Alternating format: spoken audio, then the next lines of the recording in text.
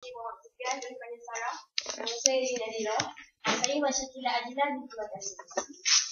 Assalamualaikum warahmatullahi wabarakatuh. Pada hari ini kita memberikan satu tajuk yang cukup menarik untuk kita bahas, iaitu bagaimana cara untuk berkomunikasi dengan orang yang berlainan budaya. Pada hari ini kita cukup keluar dalam ramai panel yang boleh memberikan pandangan mereka. Saya selaku moderator ingin mengulas isu pertama, iaitu bagaimana berkomunikasi. Pendapat pertama iaitu kita mesti memahami adat resam satu kaum. Adat resam adalah adat yang diwarisi secara turun-temurun bagi mengekalkan tradisi suatu kaum. Perbuatan yang melanggar adat resam dianggap biadab sehingga kita menimbulkan rasa tidak selesa kaum-kaum ataupun etnik lain. Jadi di sini kita harus memahami adat mereka dan menghormati mereka untuk bercakap. Itu adalah poin pertama saya serahkan. Bagaimana cara berkomunikasi dengan orang yang budaya itu? Yang pertama, bahasa atau mesej desain. Perbezaan linguistik yang begitu ketara boleh menimbulkan suatu komunikasi. Seringkali pula berlaku salah faham dan kekeliruan yang menimbulkan masalah.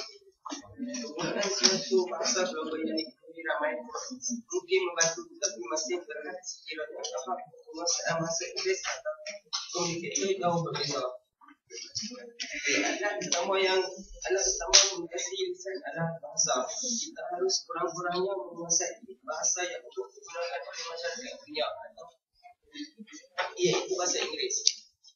Dalam berkomunikasi dengan orang berlainan budaya ini, kita seharusnya sentiasa menggunakan bahasa yang sopan dan santun. Seperti halnya masyarakat Timur lebih cenderung berbahasa lembut dan dengan intonasi yang tidak tinggi dan tidak terlalu cepat.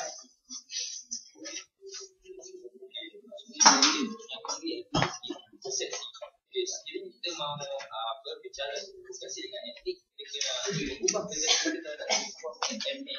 Okey juga ya.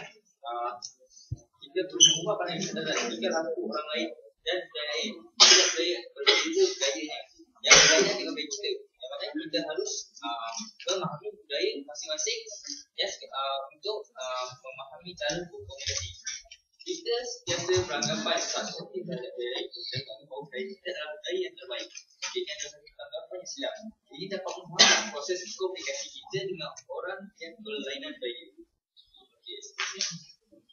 Okey. Untuk berkomunikasi dengan orang yang berlainan budaya dengan kita ini, kita perlu menghindari sikap etnosentrisme ataupun sikap yang mengutamakan bangsa sendiri atau sikap yang dia fikir bangsa dia lebih bagus daripada bangsa orang lain. Orang yang bersikap etnosentrisme ini biasanya dia lebih akut dan lebih sombong dan dia memikirkan bangsa dia lebih baik, jadi dia tidak dapat menjalankan komunikasi yang baik dengan orang yang berlainan budaya. Oleh itu, untuk berkomunikasi dengan orang yang berlainan budaya ini, kita harus menghindari sama sekali sikap etnosentrisme ini. Seterusnya, berkomunikasi dengan orang berlainan budaya etnik adalah melalui komunikasi bukan verbal. Komunikasi bukan verbal meliputi ekspresi wajah, pandangan mata, sentuhan, gaya tubuh atau gaya berjalan, dan gerak isyarat. Agar komunikasi kita dengan orang yang berlainan budaya atau etnik lebih berkesan, kita seharusnya terlebih dahulu mengenal cara dan memahami budaya orang yang berlainan budaya dengan kita. Sebagai contoh, ada beberapa budaya yang menginginkan komunikasi bukan verbal, seperti dalam masyarakat barat, budaya mencium pipi dianggap lazim dan biasa. Manakala bagi lelaki Arab pula, budaya berpelukan antara satu sama lain merupakan suatu kebiasaan bagi masyarakat mereka. Baiklah, berikut ialah cara berkomunikasi dengan orang berlainan budaya menurut pandangan saya, iaitu mengenali setiap etnik. Mengenali setiap etnik merupakan salah satu hal yang terpenting kerana kita perlu mengidentifikasikan dan memahami identiti budaya masing-masing. Dengan mengenal budaya masing-masing, kita dapat berkomunikasi dengan lancar dan lebih selesa dengan mitra komunikasi kita, sehingga tercipta komunikasi antara budaya yang baik. Jadi mengenali setiap etnik sangatlah penting. Kita boleh mencari searching, kita boleh menanyai orang bagaimanakah etnik itu, bagaimanakah agar terciptanya komunikasi yang lebih efektif. Selain itu, apabila kita berkomunikasi dengan orang yang berlain budaya atau etnik, kita haruslah menghindarkan sikap stereotip. Stereotip adalah kenyataan umum yang terbina melalui pemerhatian ciri sebilangan kelompok yang kecil. Contohnya, kita beranggapan bahawa orang Melayu pemalas, padahal itu hanyalah sebahagian kecil sahaja.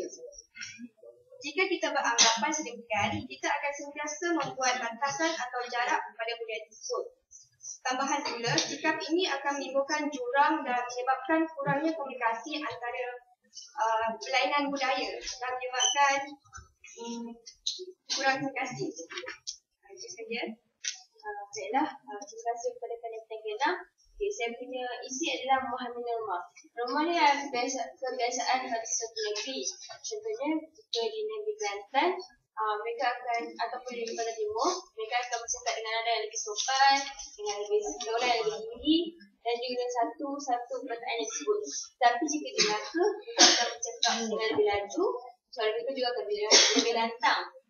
Seperti juga di Sabah, mereka akan bercakap dengan lebih kuat dan bahasa yang mereka gunakan agak kasar. Jadi perkara ini akan menimbulkan salah faham di antara satu sama lain jika kita tidak mengenali dengan betul tentang norma sebenarnya itu. Jadi sepatutnya kita harus mengelakkan benda itu dengan cuba menetraliskan bahasa itu ataupun komunikasi itu sendiri. Itu saja yang saya terima. Assalamualaikum semua.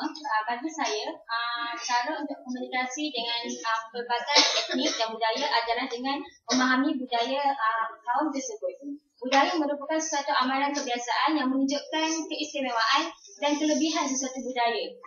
Sama ada dari segi pakaian ataupun makanan. Dengan mengenali budaya lain, kita akan lebih selesa berkomunikasi dan juga kita akan lebih kagum dengan budaya yang lain. Dengan ini kita akan menciptakan lagi komunikasi yang efektif dan berkesan. Sekian, terima kasih.